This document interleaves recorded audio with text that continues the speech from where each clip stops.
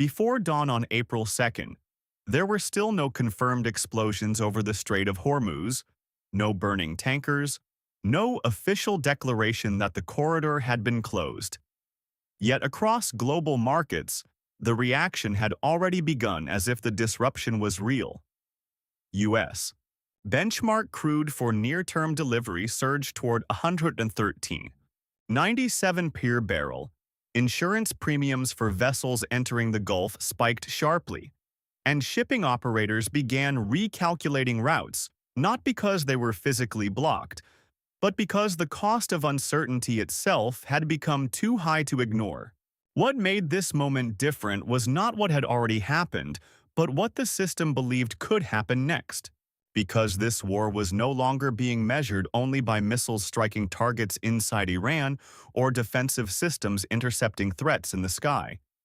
It was being measured by whether energy could continue to move through a corridor that carries nearly 20% of the world's traded oil.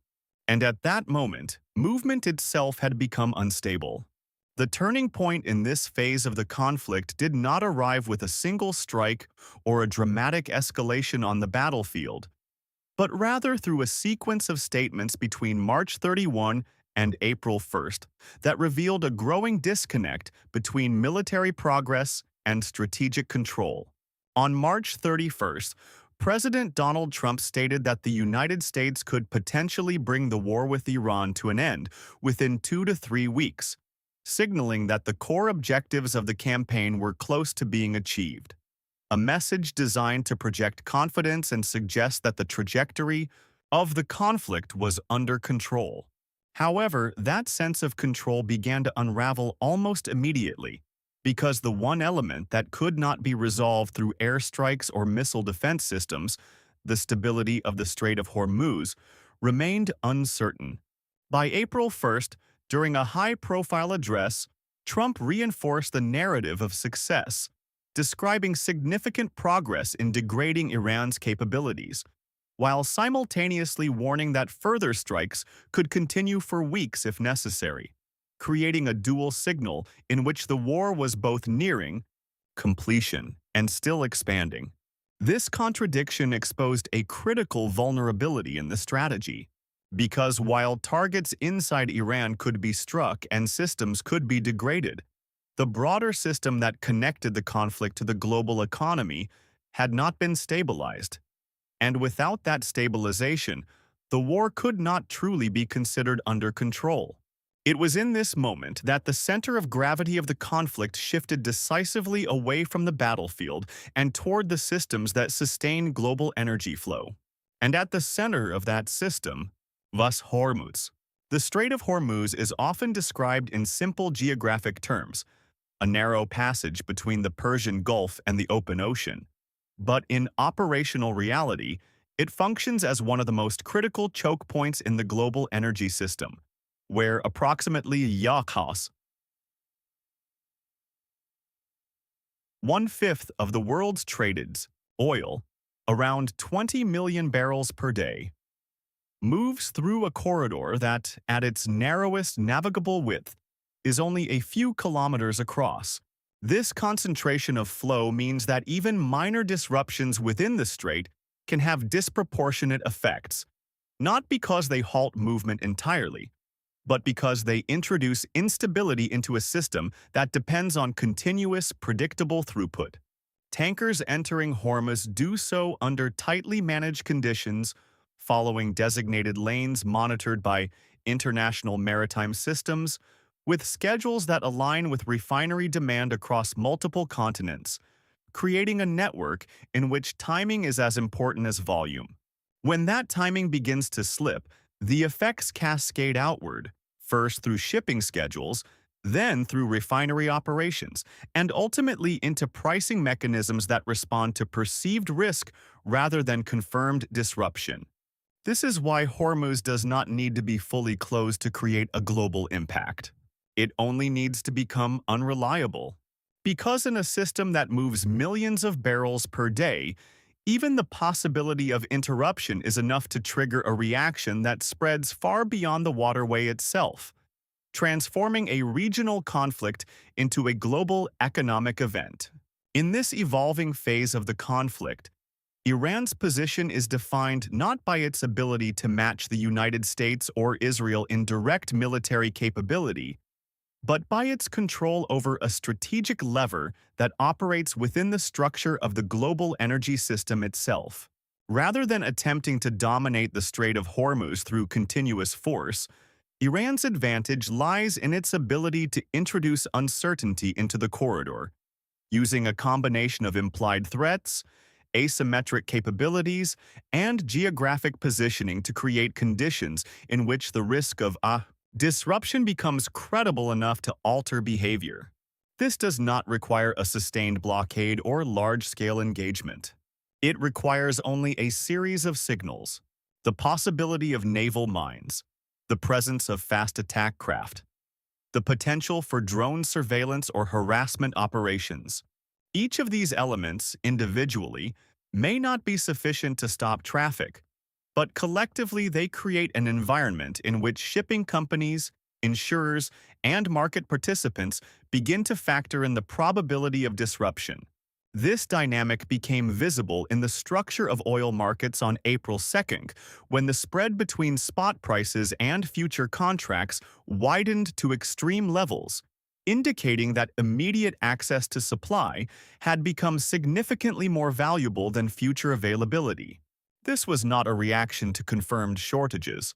It was a reaction to uncertainty. And that uncertainty was enough. Despite the overwhelming military capabilities available to the United States and its allies, the challenge of restoring stable flow through the Strait of Hormuz cannot be resolved through force alone, because what must be secured is not merely a physical route, but a dynamic system operating under conditions of persistent risk. Naval escorts, surveillance systems, and mine-clearing operations can all contribute to maintaining passage, but they do not eliminate the underlying uncertainty that drives behavior within the system. This limitation has become increasingly apparent in the political responses emerging from allied nations, particularly in Europe, where leaders have begun to emphasize that reopening the strait through direct military action is not a straightforward or necessarily effective solution. On April 2nd, French President Emmanuel Macron stated that using force to reopen Hormuz would be not realistic, highlighting concerns that such an approach could escalate the conflict without guaranteeing long-term stability. At the same time, discussions involving more than 40 countries, led by the United Kingdom, began to focus on coordinated approaches to maritime security, reflecting a recognition that the problem extends beyond the capabilities of any single nation. However, even within these discussions, the challenge remains unresolved because the presence of force does not eliminate the possibility of disruption. And in a system driven by risk perception, that possibility is enough to maintain instability, which means that even under heavy military protection, flow cannot fully normalize.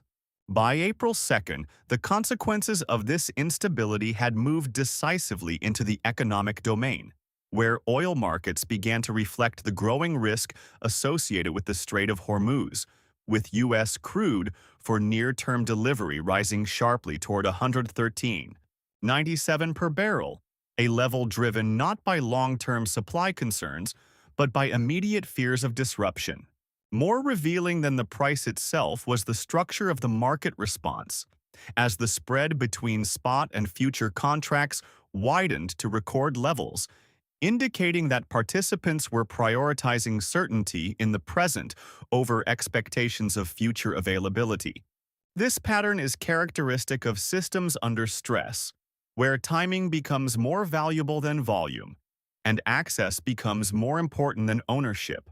For consumers, the impact was already beginning to materialize, as gasoline prices in the United States moved above $4 per gallon, with projections suggesting that they could approach $5 per gallon if instability persisted, translating geopolitical risk into tangible economic pressure.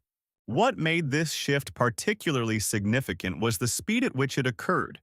demonstrating how quickly disruptions in a critical node like Hormuz can propagate through the global system, affecting not only energy markets but transportation, logistics, and broader inflation dynamics. In this way, the war extended beyond its immediate geographic boundaries, embedding itself within the economic structures that shape everyday life. As the economic impact intensified, differences in strategic priorities among allied nations became more pronounced, revealing a fracture in the collective approach to the crisis that extended beyond tactical disagreements into fundamental questions about risk, responsibility, and the acceptable limits of escalation. While the United States maintained a posture that combined military pressure with the threat of continued strikes, European actors began to emphasize alternative pathways focused on de-escalation and coordinated maritime security, reflecting a divergence in how the situation was being assessed. This divergence was not simply ideological, it was rooted in differing levels of exposure to the consequences of instability in the Strait of Hormuz, with some nations more directly affected by energy disruptions than others.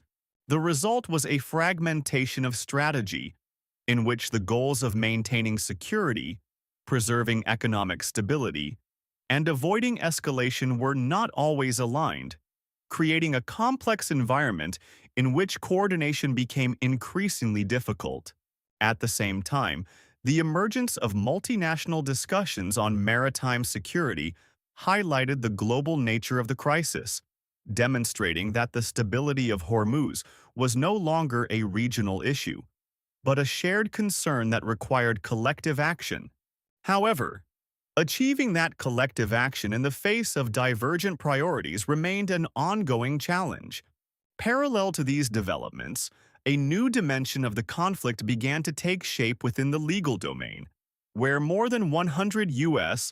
legal experts raised concerns that certain aspects of the strikes on Iran could potentially constitute violations of international law, introducing a layer of scrutiny that extended beyond military effectiveness into questions of legitimacy.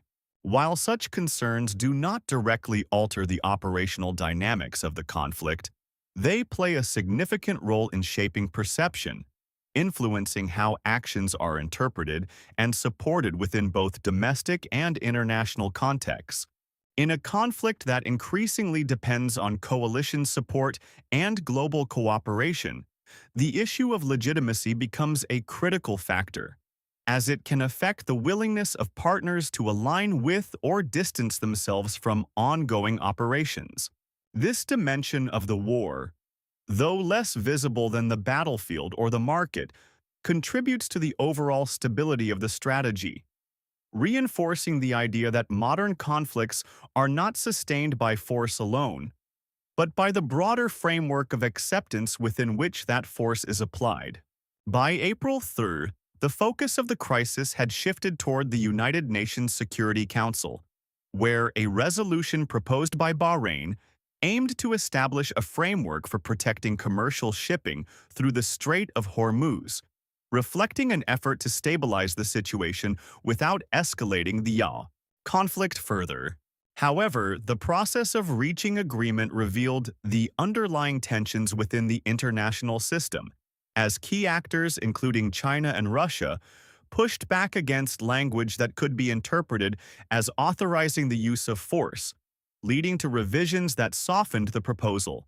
This negotiation process highlighted the delicate balance between enforcing stability and avoiding escalation, as any measure strong enough to guarantee security risked triggering further conflict, while measures designed to avoid escalation might prove insufficient to restore confidence in the corridor.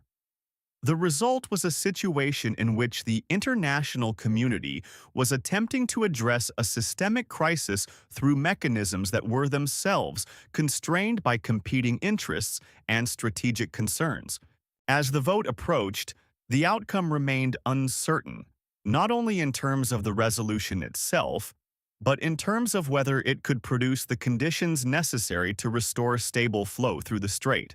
What this moment ultimately reveals is that the nature of the conflict has evolved beyond the traditional metrics of military success, where victory is defined by territory gained or targets destroyed, into a more complex dynamic in which control is measured by the ability to influence systems that extend far beyond the battlefield. The United States and Israel may possess superior strike capabilities, allowing them to shape the tactical environment within Iran. But Iran, through its position at the Strait of Hormuz, retains a form of leverage that operates within the global energy system itself. This leverage does not depend on complete control over the corridor, but on the ability to introduce enough uncertainty to alter behavior across the system, affecting decisions made by governments, companies, and individuals far removed from the immediate conflict.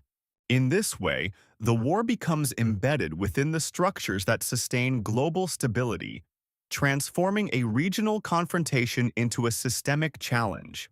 And when a conflict reaches the point where a narrow passage of water can influence the stability of the entire global economy, the question is no longer who dominates the battlefield, but who can restore the flow.